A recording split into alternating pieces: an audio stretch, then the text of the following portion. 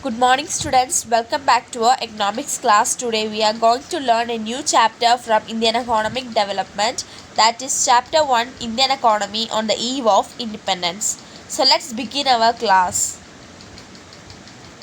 In 12th standard, in 12th board economics, there are two parts. We have two books. As you can see in front of the screen, I'll just highlight it.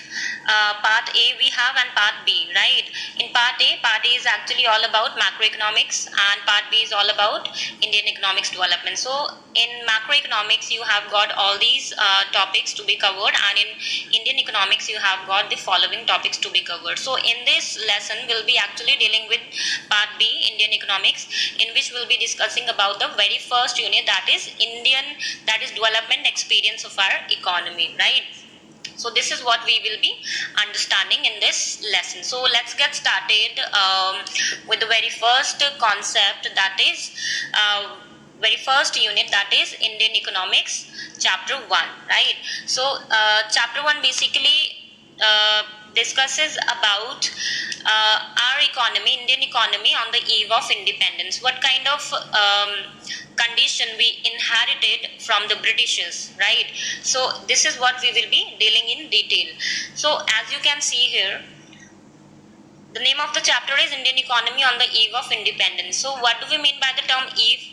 Eve is basically Eve basically refers to a day prior to the independence, right? So we know that we got independence on 15th of August 1947. So what kind of situation we had in our economy till 14th of August, right? Till 14th, right? That is why the chapter actually talks about the condition of our economy on the eve of independence. So let us now discuss in detail what all will be covering in this chapter.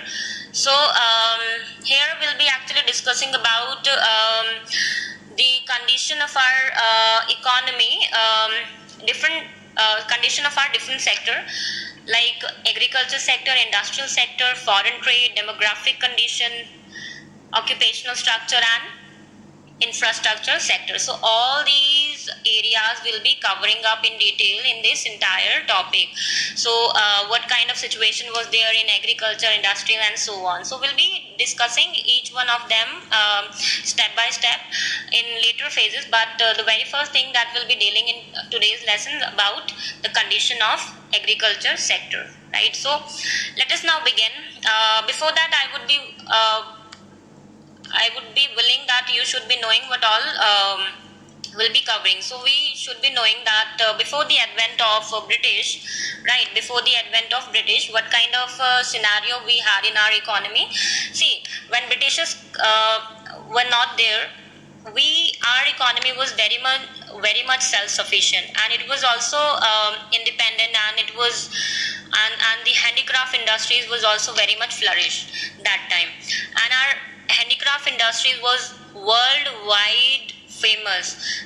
The kind of clothes, cotton clothes, silk clothes, and precious jewelries, right? Everything was very much famous worldwide. So it had gained lot of reputation worldwide. But when Britishers came in our country, they actually destroyed this all, because they wanted to divert all the resources of our economy towards their own economy, right? Because they wanted to modernize their own industries there in England.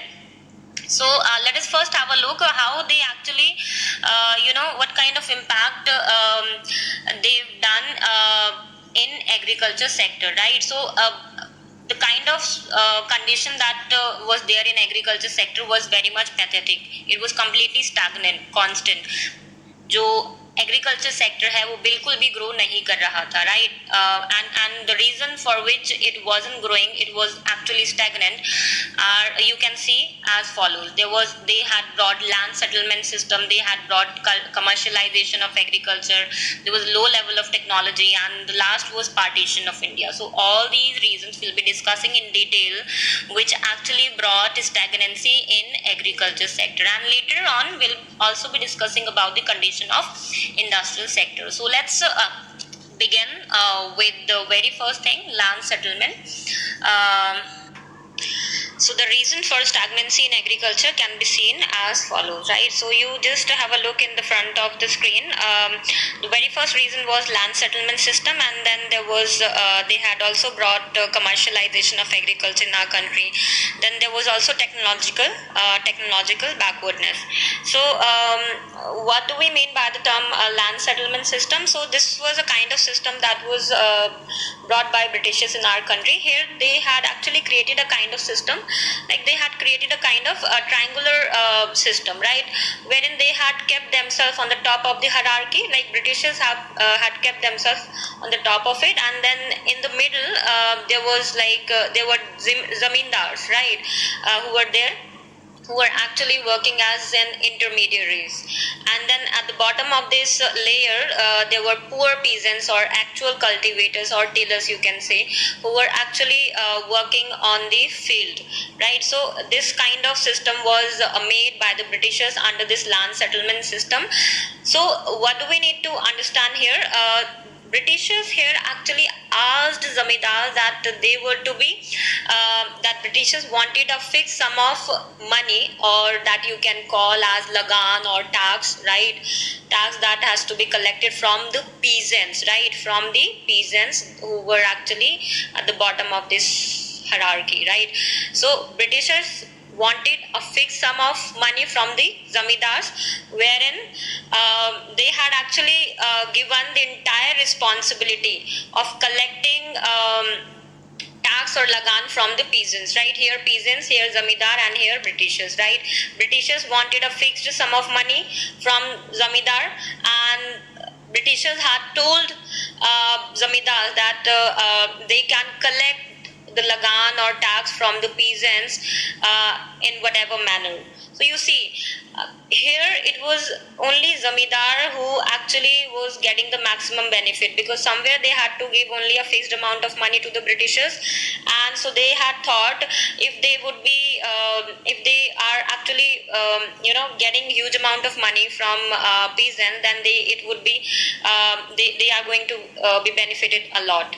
So zamindars started exploiting our poor peasants as much as they can, right? So whatever effort was being put by our farmer, the entire credit was taken over by the zamindar, right? So somewhere peasant did not had any kind of incentive to actually make any kind of improvement on the land, right, on the agriculture land, because of which our agriculture got stagnant further, right? So this was one of the reasons because of which our agriculture sector could not actually grow much. Now another type of policy that they brought in our country was commercialization of agriculture. Now what is commercialization? Commercialization basically refers to a system wherein you actually produce crop for selling purpose in the market and not for the purpose of self-consumption, right? So we should know that before the advent of Britishers, our country, our farmers were growing more of cash crop, food crop instead of cash crops.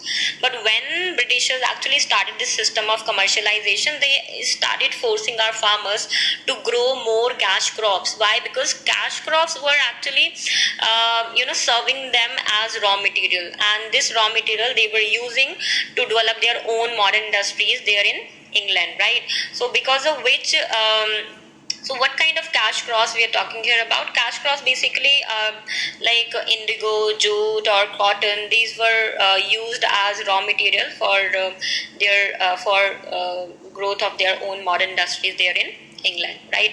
So we should also be knowing that because of this forced commercialization, this actually led to the decline of food crop in our country.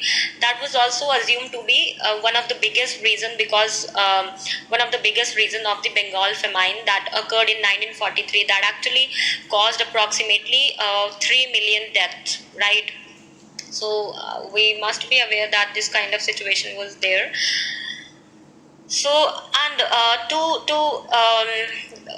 apply this commercialization of agriculture sector, commercialization in agriculture, somewhere Britishers also attempted to actually lure our farmers, right? They had started making them advance payments so that they can start growing more of cash crops. So this was also one of their strategies to incentivize our farmers so that they can divert their mind, because our farmers were anyways very much poor. So they, some of them actually got lured and they started growing more of cash crops. Ultimately, later on, they did realize the kind of the kind of system they had adopted wasn't good enough, because somewhere this growing of indigo, everything was making their land infertile also. So this was about commercialization. Then third reason of stagnancy of agriculture was technological backwardness. Technological backwardness meaning we were actually using very primitive technology, the kind of equipment like bullock carts, and then um, outdated equipments we were using in agriculture farm. So that also did not bring any kind of productivity in our agriculture. So that was the third reason. And the last is partition of the country. We know that before partition, east, there were like two regions that were part of our Indian territory: East Pakistan and West Pakistan. East Pakistan is actually which is now known as Bangladesh, and the land of the East Pakistan, which is Bangladesh, was very much fertile for the production of jute, whereas West Pakistan region was very much fertile for the production of wheat.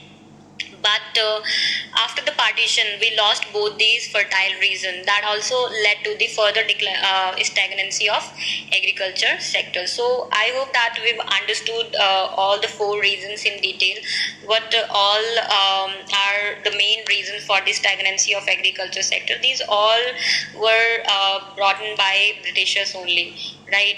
So in the next class we'll be talking about the impact, the condition of industrial sector in our country when Britishers left our economy.